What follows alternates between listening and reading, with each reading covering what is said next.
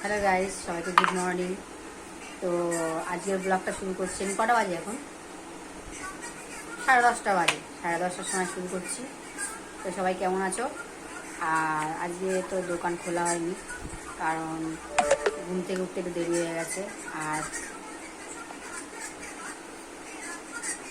কী হলো, তো ঘুম থেকে উঠতে দেরি হয়ে গেছে। আর ছেলের পরীক্ষায় চাটা খেলাম, এখন উঠে চা করলাম। আর চায়ের সাথে খেয়েছি জানো, ওই দেখো কালকের রুটি। এই বাসি রুটি দিয়ে চা খেতে কত ভালো লাগে বলো।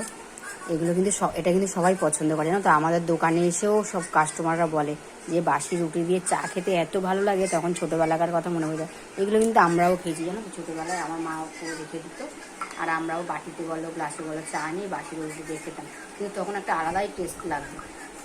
তো সেই কথাটা মনে পড়ে গেল, জন্য আজকে একটু চা নিয়ে আর বাসি রুটি নিয়ে বসলাম খাওয়ার জন্য। তো ছেলেকে একটা দিয়েছি, ছেলের আজকালকার পছন্দ না কি ওদের, খেলো না কিছু না, দেখো নষ্ট করলো। আর ওইটা এই একটা রুটি দিয়েই খেলাম, খিদেও পেয়েছিল। তো এখন ছেলে পড়তে বসবে আর আমি তো ঘরের কাজকর্ম করবো। দেখি তোমার সাথে পরে কথা বলছি আবার এই সেন্ট নিয়ে। তো গাইস, তোমাদের কাছে একটা কথা বলছি, আসার সময় তো আমার ছেলেকে বকাবকি করি, সেই সব ভিডিও তো ছাড়ি। আর আজকে আমার ছেলের এক কটা ভালো জিনিস দেখাবো। আজকে কোনো বকাবকির কথা না, কোনো কিছু না। তো আজকে ওর কটা আমি হাতে আঁকা ছবি তোমাদেরকে দেখাবো। তো দেখো, এইটা এঁকেছে, দেখো।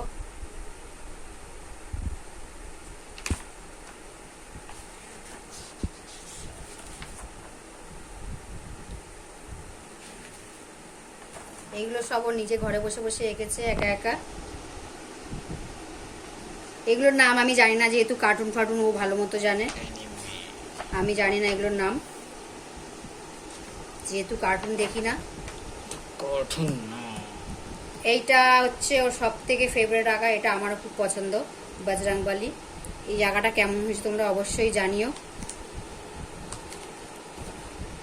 এই একটা খাতা গেল, এটা এখনো, ও এটাই আছে। এই যে এইগুলো আছে, এইগুলো কি, চলো আরেকটা দেখাচ্ছি খাতা। এখানে এই পর্যন্ত।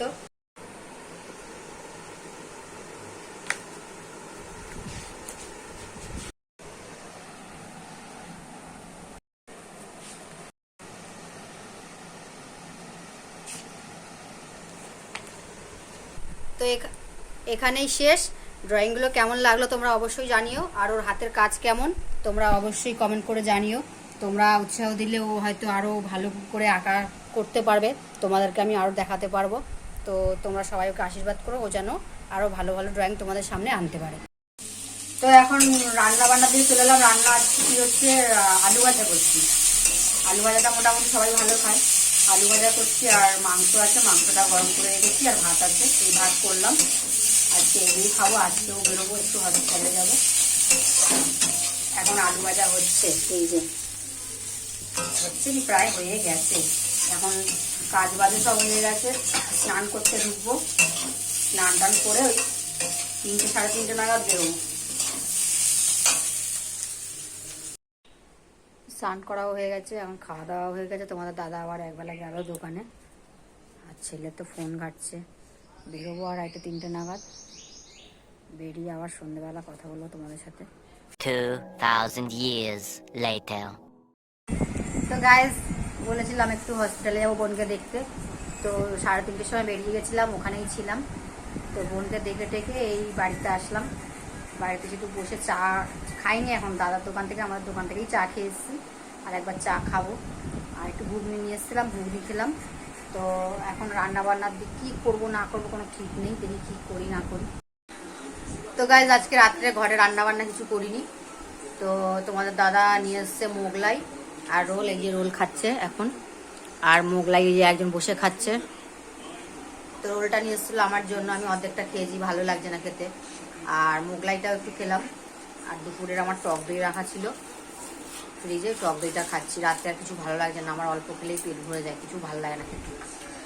আজকে রাত্রের খাবার এই হলো, রোল, মোগলাই আর টক দই।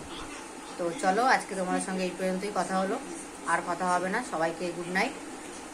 ব্লগটা যদি ভালো লাগে একটা লাইক কমেন্ট শেয়ার করে দিও, আর যারা নতুন বন্ধু আছে একটা অবশ্যই সাবস্ক্রাইব করে দিও। সবাইকে গুড নাইট।